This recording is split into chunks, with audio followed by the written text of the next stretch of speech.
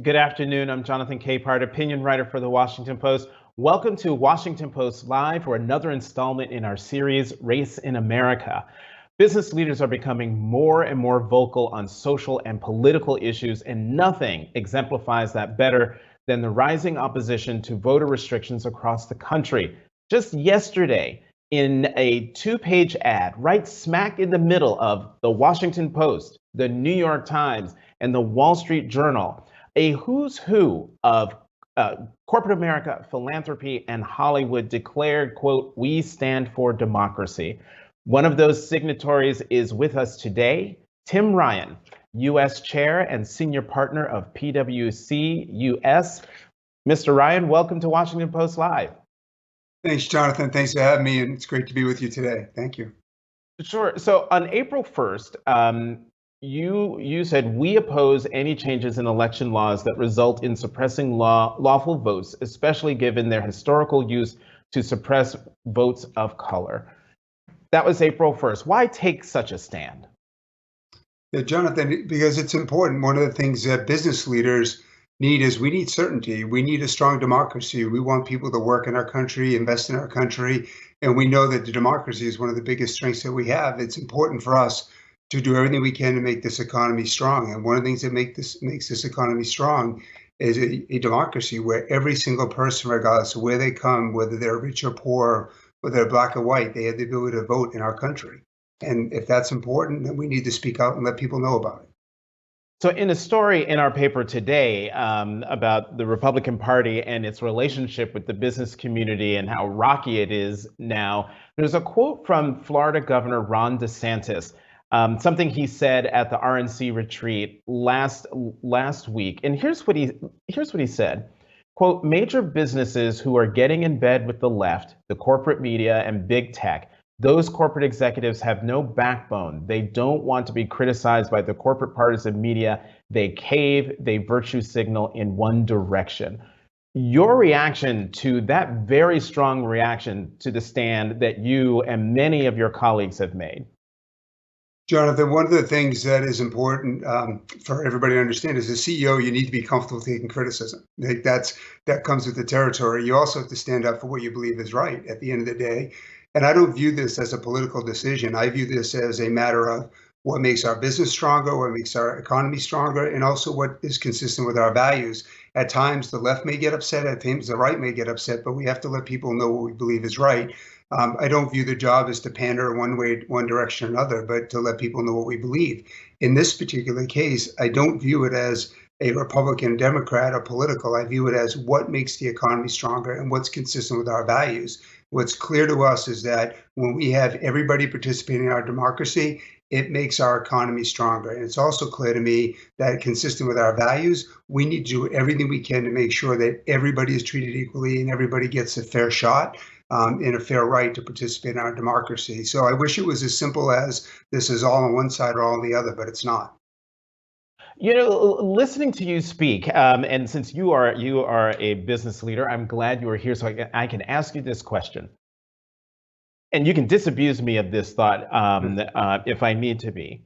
It seems to me that business leaders more and more are shedding their reticence to be vocal and to be active. It used to be that folks like you would avoid any kind of comment, any kind of controversy for fear of what it would do to the business. You kept politics at arm's length, except for maybe corporate donations. But I think of Tim Cook of Apple and what he did in North Carolina against I think it was the bathroom bills. You and other corporate leaders coming out and taking much more bold stands. Why is that? What changed? Yeah, I think it's a great question. I wouldn't disavow that. I think we are becoming more and more comfortable about speaking out. I think that comes with the territory of the role of a CEO today. Again, I don't view it as our role to be politicians, but I do view it as our role as exemplars, leading thousands of people and interacting with thousands of clients to make sure we speak up on our point of view. And Jonathan, I'll just share with you a quick story. I have a wonderful privilege in my role of meeting with hundreds of very, very smart people, CEOs, people like yourself. And I tell people, I just have to be a really good listener. Yesterday, I was talking to a Fortune 100 CEO, and he said to me, he said, Tim, I'm in this seat for a very short period of time. I hope when I'm done, people will remember me for making a difference. And we were talking about this issue. And he said, it's incumbent on me to speak out. And I want to make sure I leave not only my company, but I want to make sure I leave my communities, my employees better off when I leave. Like that type of thinking is growing more and more across the corporate C-suite than I've ever seen before. Now, your question was why? Like, why is that happening? It's happening, number one, is because we're in a war for talent. Like almost every business is in a war for talent. You want the best talent? You need to make sure they understand what you stand for. You want the best talent? You need a fully inclusive organization. You want the best talent? You need to be willing to stand up when something is important and really speak out about it. And I think CEOs are appreciating that. In addition to that, we operate in multiple communities, and our communities expect us to contribute, to be active, make a difference. And that's one of the reasons you're seeing people speak out, because they want to let communities know their importance. If I can, Jonathan, that is exactly one of the reasons why we've been so vocal and so active in our communities. And we just launched a program at PwC called Access Your Potential. It's a $125 million commitment where we will reach 25,000 diverse professionals and diverse potential professionals, students, to help hopefully give them the digital skills, financial skills, inclusion skills to get jobs in our communities. And we are committed to hiring 10,000 of those 25,000 people. You do all that because you want to be seen as making a difference, and in fact, in substance, make a difference. So I hear you on the war for talent that is driving this, and that leads me to ask: is the push by C-suite executives to be more active and be more vocal, is that being driven by your team members, your staff? Is the push coming from the inside as well as coming from the outside in terms of customers who are also looking to business leaders to reflect their values? Yeah, the answer is yes and yes. It's both, right? It's a great question. Without a doubt, we hear it from our talent. We hear it from our people around. They want to know, what are our values? Do we stand for our values? And frankly, they look for evidence, which they should be. They should look for evidence. The second thing is we are hearing from our clients. Our clients expect us to stand up. Our clients expect us to have diverse teams, incredibly diverse background of teams, capabilities, and make sure we have different backgrounds. And we are seeing an increasingly stronger drumbeat in our client community around those types of things. And in fact, one of the dialogues I was having very recently with our teams are, what are we hearing from our clients? And we are hearing more about looking for more diverse teams, and are the actions that we're taking coming through in the teams we present to our clients. And again, as I talk to many CEOs, they're hearing that as well. Like I say to people very often, we all sit in somebody's supply chain at the end of the day. And what we're all hearing within the supply chain is, are we doing our fair share to make sure we're making each other better? So it is coming from both directions. And that makes me proud. That makes me proud because I can see it in all elements. I can see it from our clients, and I can see it from our talent. I'm going to get to some specifics about what you've been doing at PwC, but how should corporate executives decide when to weigh in on particular issues? How do you make that assessment? Values is one aspect, but what other aspects come into play? Yeah, again, great question. So as I have the privilege of advising many CEOs, you need a framework because unfortunately there's so many issues today. When you look at our newsfeed any day, there's so many issues that we could weigh in. And the reality is you can't simply weigh in every time. And sometimes you feel like you're repeating yourself. So you need a framework. And that framework starts with your values. It starts with the expectation, then goes to the expectations of all of your stakeholders. It goes to, what have you said before? Do you need to double down, or have you already covered it, or is it a new topic? And my advice for corporate leaders is have a framework, and also don't go it alone. Like we're CEOs. I'll tell you, I'll take away something for your listeners. Like I'm not the smartest person in the world. I'm blessed to have a really good team of people with diverse backgrounds to help me go through that framework around when you speak out. The worst thing you want to do is be caught flat-footed. You want to anticipate. You want to know what's coming. But again, it's got to be grounded in your values and what do you stand for and what are the expectations of your stakeholders. All right, let's go back 5 years. Let's go back to 2016. Why did you decide to stop work at the firm for a day to hold a company-wide conversation, excuse me, about race after the fatal killing of Philando Castile and Alton Sterling and the shootings of police officers in Dallas? I remember that time. It was a very tense time in the country. How did the company-wide conversation go? Yeah, so Jonathan, if I can, let me get to how we got that, then I'll go to how it went, because it's a true story, and I think it's an important learning. It was for me. So I became the CEO on July 1, 2016. And I say this with a smile, but it's true. Like I was a young CEO. I had a really great plan. Like it checked all the boxes, right? We were going to grow revenue. We were going to invest. We were going to steal market share. Like we were going to do all the things you would expect to see in a business plan.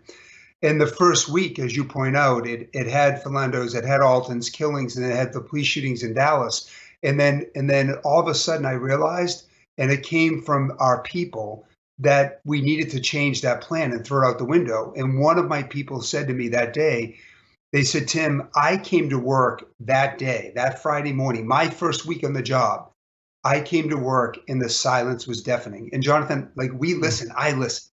And what I realized then was that we may have 100% physical attendance every day, but if we don't have it here, like it doesn't matter. Like 100% physical attendance doesn't equal 100% mental and heart and mind attendance. And for me, that's when I realized something needed to change.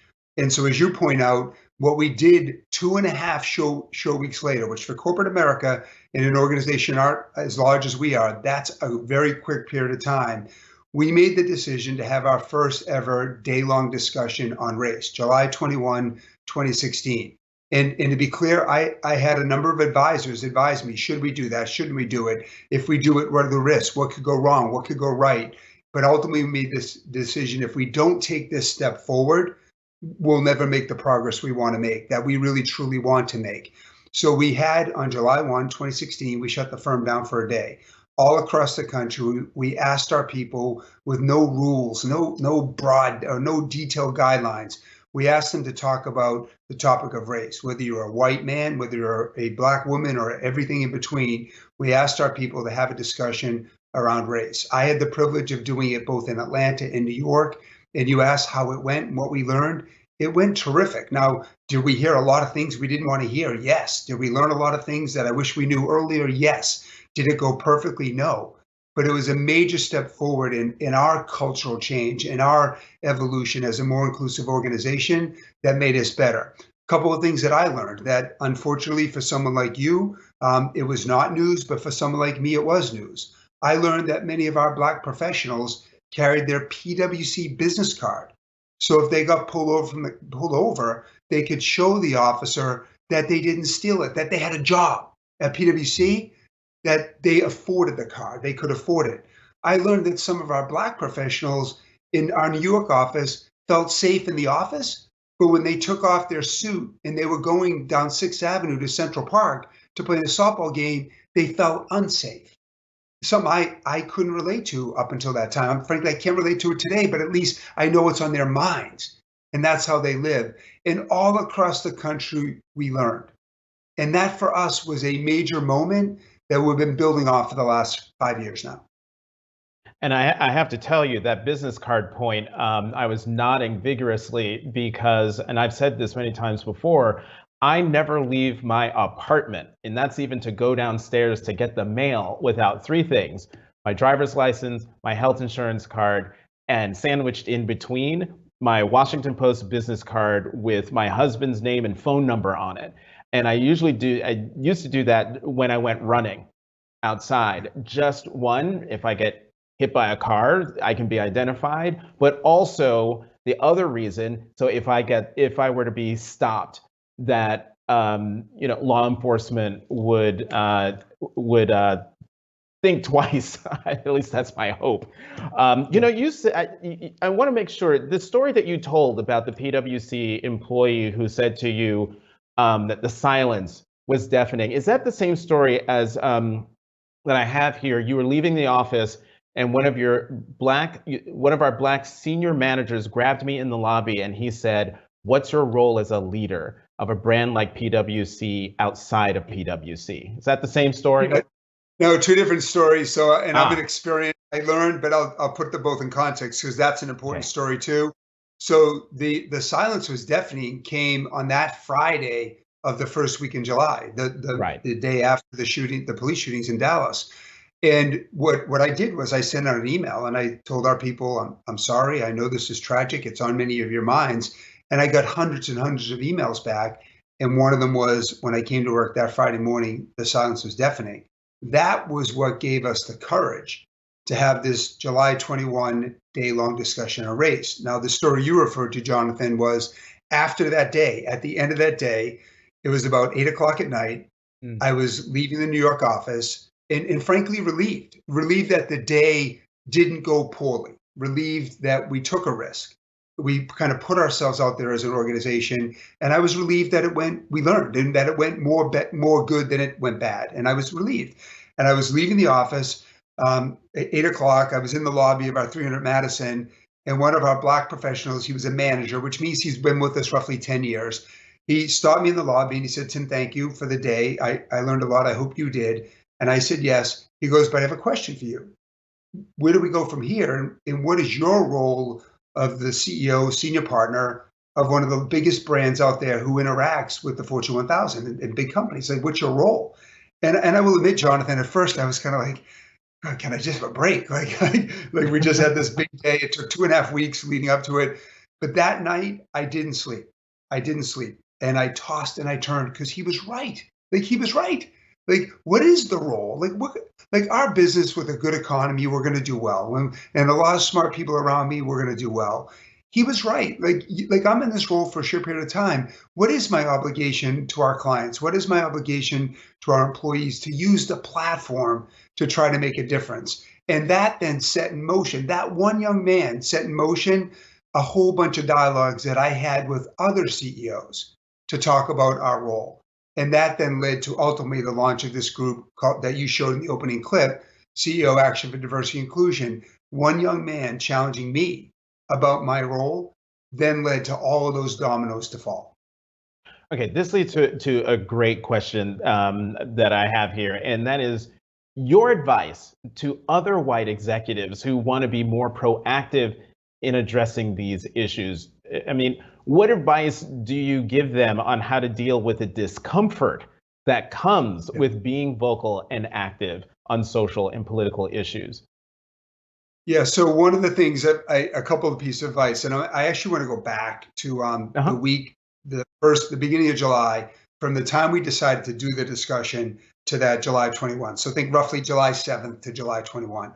I was in a room with a group of people, primarily white, and I said, how many of us are uncomfortable whether you should use the word Black or African American? Half the room raised their hand. And my first piece of advice would be, don't worry about saying the wrong thing. Most people are going to cut us slack if we're trying, if we're legitimately trying. And many white executives, it's a pins and needles. Am I going to say the wrong thing? Am I going to get somebody upset? And my first piece of advice was, I believe in my experiences, most people are coming from the position of trying to do the right thing. So my first piece of advice I learned 5 years ago, and I'm so blessed to have some people around me to say, Tim, don't worry about it. If you're trying to do the right thing, if you're taking actions, if you're leading from the heart, it's going to turn out okay. And so my first piece of advice would be, just don't worry about saying the wrong thing. And then be humble enough to learn if you do say the wrong thing, which we're going to say the wrong thing, because Jonathan, I'm not in your shoes, right? I'm trying, right? But so my first piece of advice is simple. Don't worry about saying the wrong thing. That's the first thing. The second thing I would say is we need to take time to listen and understand. And I think, we've been one of the big pledges of CEO Action is these days of understanding. We happen to be in April. April is the month of understanding. We have, for the last 5 years, we've been encouraging companies to have these days of understanding. Understand what it's like to be Asian American in the workplace today, what it's like to be a Black professional in the workplace, what it's like to be Black and have all these things going on in our society and try to focus on work and teaming and driving innovation. And so what I would say is my next piece of advice is sometimes we can do more by just listening. So just another story, Jonathan, it's okay. So last Friday, I did one of these understandings with our people, which I do frequently. And I just listened. I almost for 90 minutes, I almost didn't say anything. I might have said one or two things. I just listened. And by listening, I am now a better ally, and I'm better to help explain. I'm better help to listen. I'm better in the majority that I'm in. I'm a better position to help lead and explain and try to pull the majority in to help be better allies and better leaders. So my second piece of advice would be create an environment where you can have these conversations, create an environment where we can learn, pull the majority in to listen and let them know it's okay not to have the answer right away or the solution right away. But then the more we listen, the more we understand what it's like to be in somebody's shoes. So those would be my two pieces of advice. Let me get in this question from the audience. It's from Marcia Mills. And she asks, what was the most surprising difficulty in getting other corporate execs on board with diversity efforts? Yeah, thank you, Marcia, for the question. So I would say,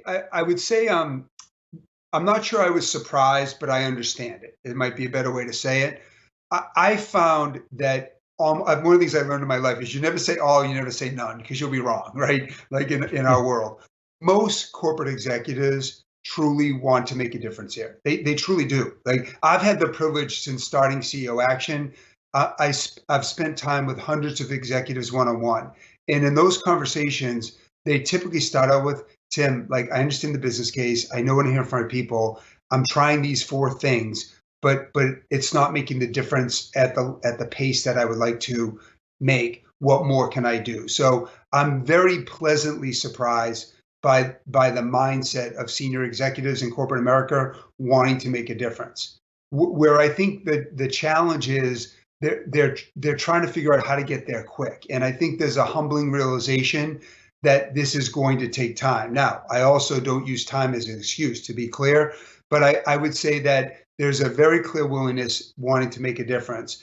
There's now been a lot of work being done around what are the 3 or 4 things I, as an executive, can do to make a difference and have the most impact. So, for example, is it recruiting? Is it education? Is it work in the community? Is it awareness among the majority? Is it accountability? And the answer is, we all know it's all of the above. So I think for me, one of the realizations I've had in working with corporate America is where do they put their energy around to make a difference? And how do you make sure you don't spread yourself a mile thin, a mile wide, and not a mile deep? And that's where I see a lot of dialogue happening in corporate America right now. You know, I wish we had more than a half hour, because I've got a lot more questions and we don't. So I'm going to try to squeeze in at least 3 of these before we run out of time. PwC is one of the few companies to publicly release its diversity data. What have you learned? Yeah, so what I learned, it was a 3-year journey. One of my goals when I came into the role was to be transparent. And our goal was to be one of the most transparent organizations in the country. We studied where everybody was, and our goal was to kind of set a bar, right? And hopefully have people beat us and we keep up. And then this constant peer pressure. What I learned is it's okay not to have a perfect story. I mean, the reality is our transparency report is on our website. We've made progress over the last 3 or 4 years, but we're not where I want to be. And we lay our aspirations out in that report. What I learned is that it's okay not to be perfect. And what I learned is that self-imposed pressure is a good thing, because now that we're out there, we have a clear common goal as an organization. Like we've laid our numbers out, and every year I expect to see improvement. So I like the idea of self-improved pressure that we have out there. And we were worried, like when we showed our story, are people going to criticize us for not being perfect, not being where we want to be? And we had very little of that. What we got from most is, how can we help? Like, how can we help make PwC better? And I'll take all that help all day long.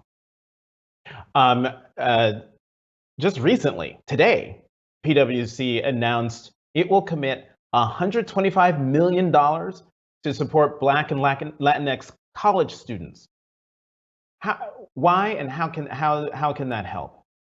Yeah, so we need the next generation of leaders coming into this workplace. We need to do everything we can to position them for success. We are targeting Black and Latinx college students who with what we call Access Your Potential. It's a $125 million commitment to help them become better professionals and position them for success in the workplace, focusing on digital skills, inclusion skills, and the like.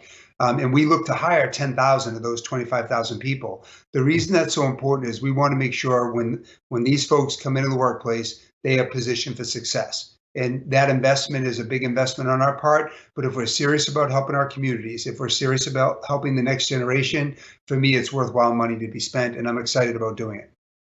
I'm going to combine two questions here, and I want to give you enough time to answer. In 2018, you spoke at the funeral, and I didn't know this. You spoke at the funeral of Botham Jean, who was a PwC employee. As some folks might know, he was killed by an off-duty Dallas police officer who shot Jean in his own apartment. One, what impact did that have on you? And then two, as the father of six kids, as a parent, how do you talk to your children about race? And did the killing of Botham Jean factor into conversations you've had at home when it comes to race? Yeah, thank you, Jonathan. The single biggest honor I've ever had in my career was speaking at Botham Jean's funeral. And for me, it was a wonderful privilege to celebrate the life of a remarkable young man who was killed by an off-duty Dallas police officer in his own apartment watching Thursday Night Football, and his remarkable life was ended way too soon.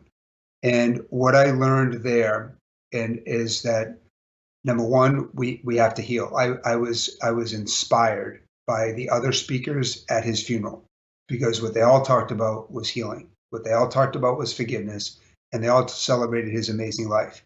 What I also learned about Botham Jean's death, and I learned this from my own Black professionals at PwC, is that we can't be surprised when that happens. Like, Botham Jean came as a shock to us.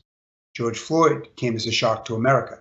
It doesn't come as a shock to Black America. And what I learned is that this happens over and over and over again. And it committed me, and I promised his mother, I promised his family, we will never forget him. And we will do everything we can to make a difference in our communities to celebrate his life. So that was that one. I honestly forget the last question because I got so caught up in that. I apologize. No, you keep going on this because Botham Jean was an employee. I can't imagine that you did not bring the anguish and the pain home, and the circumstances surrounding the loss of this employee. How do you talk to your children about race? Yeah, often, and it's frequently a dialogue we have at home and with 6 children, and we talk about our role, we talk about the need, we talk about some of the history and disadvantages that we have to come to grips with. We talk about the role that we play as individuals. We talk about how every action that we take matters.